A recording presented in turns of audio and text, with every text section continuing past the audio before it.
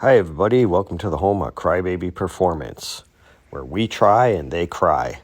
Today we're going to talk about valve spring retainers. As you can see, this is a Honda valve spring retainer with the part number. It's a factory stock one.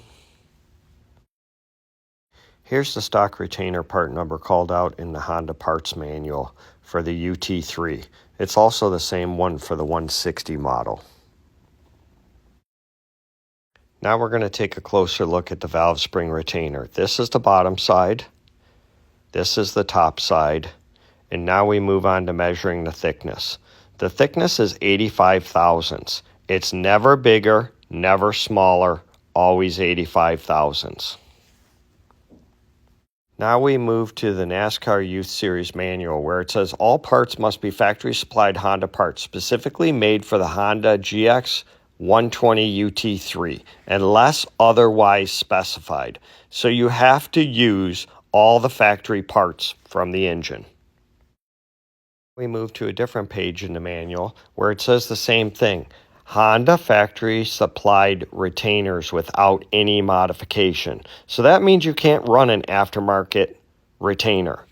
So I went and ordered from Honda every single retainer I could find for every single engine, and they all measure 85 thousandths. So now I read further down in the rules, and it gives a maximum thickness of 100,000. But I have never found a factory original Honda retainer to be over 85 thousandths. Why you would want that retainer to be thicker is because that's providing more valve spring pressure. With more valve spring pressure, you can rev your engine up to a higher RPM. And don't forget the 30,000 shim under there. So now you get 15 thousandths, 35 thousandths. That's 45 thousandths of advantage under that valve spring. You also want a heavier 16-pound valve spring. That also helps your engine rev to a higher RPM.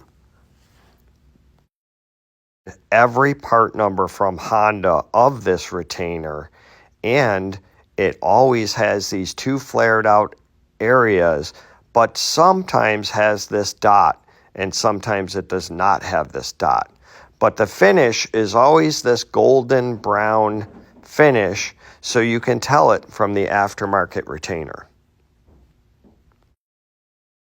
The surface finish of the part is always very smooth, just like the picture. No tooling mark, no ridges, no lines. It's a stamped steel part.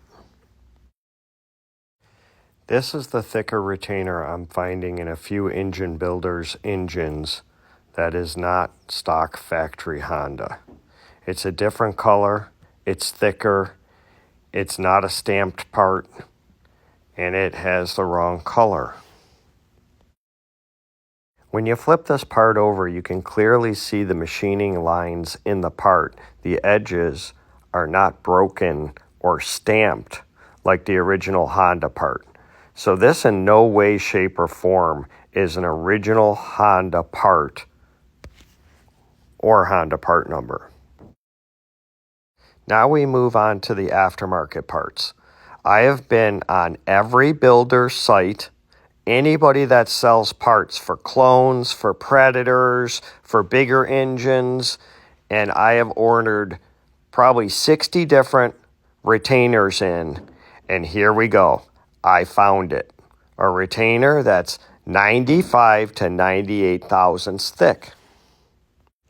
But this retainer is in no way a Honda part, so it is not legal in the engine.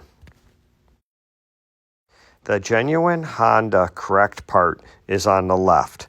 The three parts on the right are all aftermarket.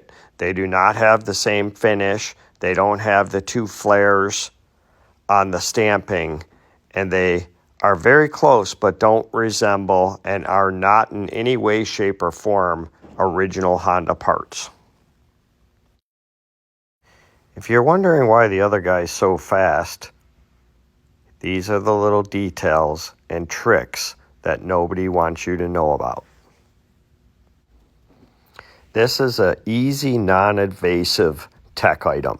Pop the valve cover off, pop the retainer off, measure it, look at it, and don't allow it. From the home of Crybaby Performance, where we try and they cry.